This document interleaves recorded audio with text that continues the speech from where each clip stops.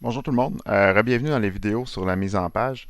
Dans la prochaine vidéo, en fait, on va adresser un problème qui est fondamental lorsqu'on fait de la mise en page dans Word. En fait, et c'est le problème d'avoir des options de mise en page qui sont différentes pour certaines portions de notre document. Dans la vidéo d'introduction, on vous a présenté en fait les options de mise en page, c'est-à-dire les marges, les orientations de la feuille, la taille, ces choses-là.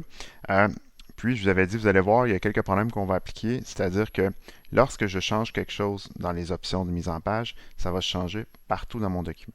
Il y a quelques solutions qui nous permettent de régler, en fait, il y a une solution qui nous permet de régler ça et c'est les sections. Mais pour vous en faire la démonstration, je vais juste vous montrer un petit peu qu'est-ce qu'on veut faire avec l'exercice qui est ici. Donc, tout d'abord, vous avez la première portion de mon document qui est en gris. J'ai une autre portion qui est en blanc. Et finalement, je repars avec une portion qui est en gris. Euh, Par exemple, si je voulais avoir trois feuilles sur lesquelles, sur la première portion de mon document, j'aurais simplement les informations en gris. Sur la deuxième feuille, j'aurais les informations qui sont ici en blanc. Et sur la troisième feuille, je retrouverai les informations en gris. Et que je voulais, par exemple, je voudrais avoir sur les informations qui sont ici, quelques éléments de mise en page qui sont différents. Comment je pourrais faire pour faire ça? Donc, première étape, je vais commencer par couper mon document en trois pages, c'est-à-dire en utilisant ce qu'on appelle des sauts de page. Pour faire un saut de page, je pourrais faire la commande CTRL retour ou CTRL Enter, ou je peux simplement aller ici dans les options, dans l'onglet mise en page, dans l'option insérer un saut de page. Donc, je mets mon curseur à l'endroit, donc je le place à l'endroit où je veux faire mon saut de page, où je veux qu'à partir d'ici, ça saute à la page suivante. Donc, je pourrais le placer ici ou je pourrais le placer ici. Dans mon cas, je vais le placer juste ici. Et je lui dis, à partir d'ici, je veux que le texte il saute à la page suivante, c'est-à-dire que je veux faire un saut de page. Donc, j'ai maintenant mon texte en gris sur la première page. J'ai ma deuxième portion du texte en blanc qui est sur la deuxième page. Et comme on a fait précédemment, à partir d'ici, je pourrais aller ici dans les sauts de page et insérer un saut de page supplémentaire qui aura pour effet en fait de mettre maintenant mon texte sur trois feuilles. Je vais aller dans les options d'affichage et je vais aller vous montrer en fait le résultat en section côte à côte et vous allez voir le résultat que ça vous donne.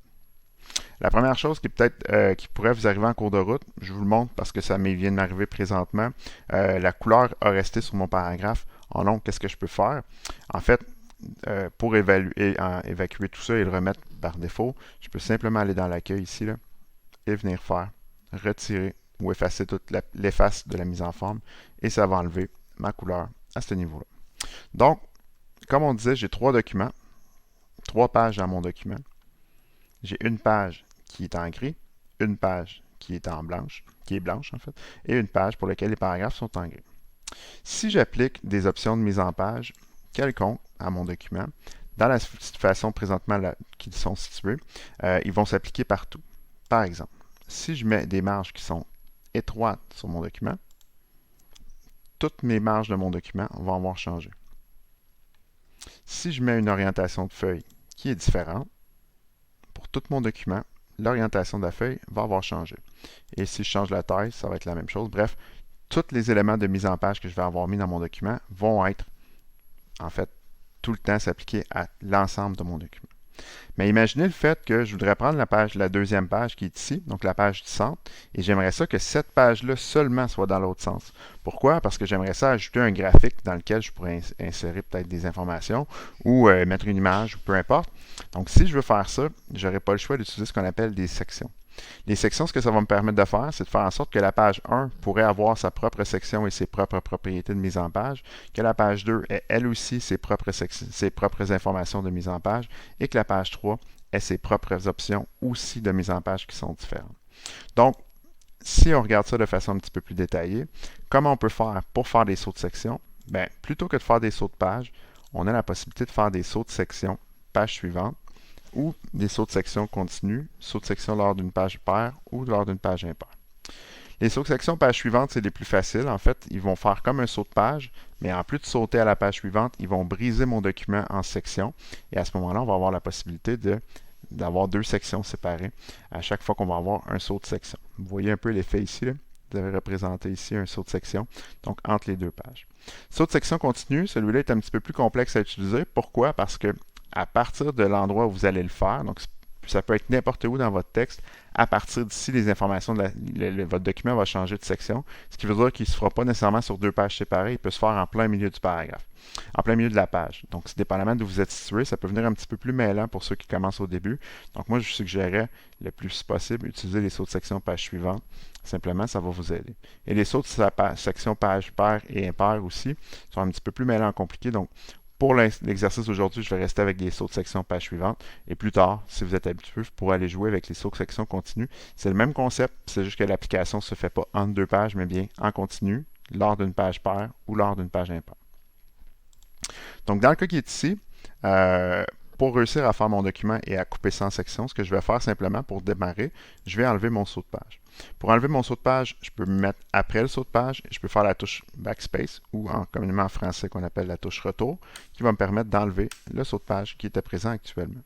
Je peux faire la même chose pour le deuxième saut de page ici, donc je fais la touche Backspace et la touche Retour et automatiquement j'y ai accès.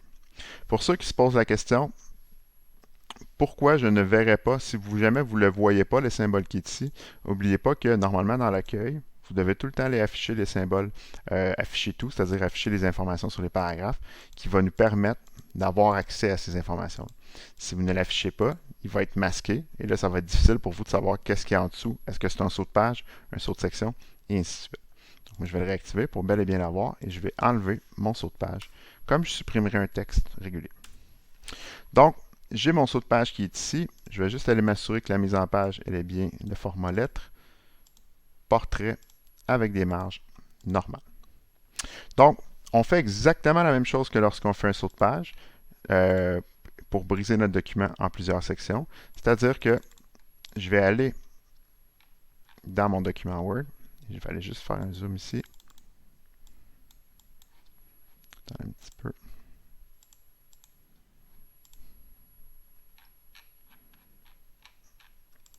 Donc, je vais aller le mettre en mode fenêtre. Je vais aller dans mon document à l'endroit où je veux faire mon saut de page, où j'aurais fait tantôt mon saut de page, et dans le cas qui est ici, c'est l'endroit où je veux faire mon saut de section. Et je vais simplement ici aller dans l'onglet mise en page, ajouter un saut de section, page suivante. Ça va faire la même chose qu'un saut de section, un saut de page comme on l'a fait précédemment. Par contre, ça va m'ajouter un saut de section à partir de la prochaine page. Ça veut dire que présentement, mon document, ça ici est maintenant dans une section et le reste de mon document est dans une autre section. Si je continue ici, je vais me placer avant mon paragraphe en gris et que je viens ici faire un saut de section, page suivante également, ça aura pour effet de venir m'ajouter un saut de section à partir d'ici et qui fera en sorte que à partir de ici, donc entre les deux pages, je vais avoir maintenant des sections qui sont différentes. L'avantage de ça, c'est que je pourrais, par exemple, pour le document qui est ici, donc pour la portion de mon document qui est ici, venir changer peut-être l'orientation de ma feuille. Et à ce moment-là, on voit que mon document, j'ai mis des éléments de mise en page dans la section qui est ici, des éléments de mise en page dans la section qui était là, qui sont différentes de la première, et des éléments de mise en page qui sont différentes aussi dans la dernière page par rapport à ça. Même principe, si jamais je voulais appliquer peut-être dans la dernière page des éléments de bordure de page, qui sont des éléments spécifiques, des attributs de la mise en page, donc d'une page. Et si j'utilise des sections séparées, je vais pouvoir les attribuer juste à une seule section. Je pourrais le faire. Donc, je m'en viens ici avec les bordures de page. J'applique, par exemple, une bordure régulière d'une taille, d'une couleur quelconque. Je m'en viens ici dans mon document et faites attention, je veux l'appliquer, en fait, la bordure, je ne veux pas l'appliquer à tout le document, je veux simplement l'appliquer à la section dans laquelle je me trouve.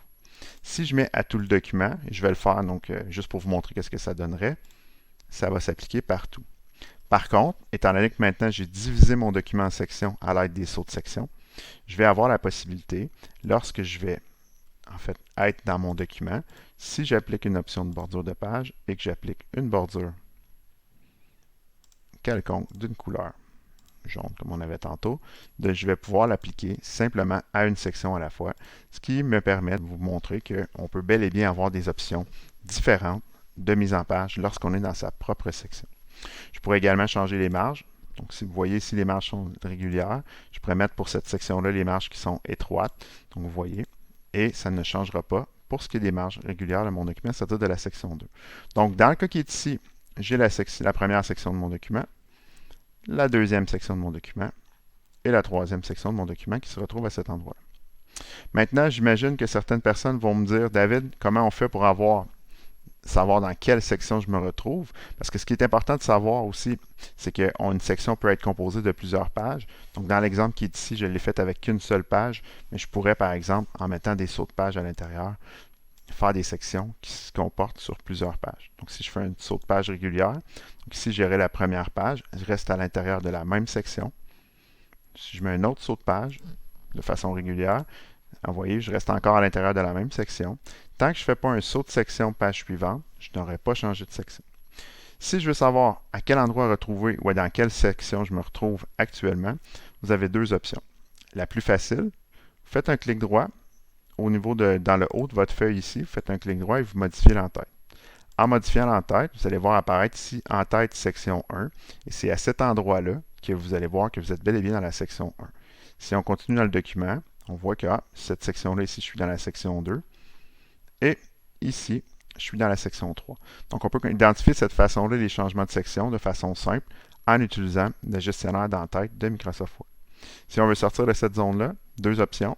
On peut venir cliquer ici sur l'option Fermer l'entête et le pied de page ou simplement, on double-clique dans le milieu de la page et on retombe en mode régulier comme Microsoft Word.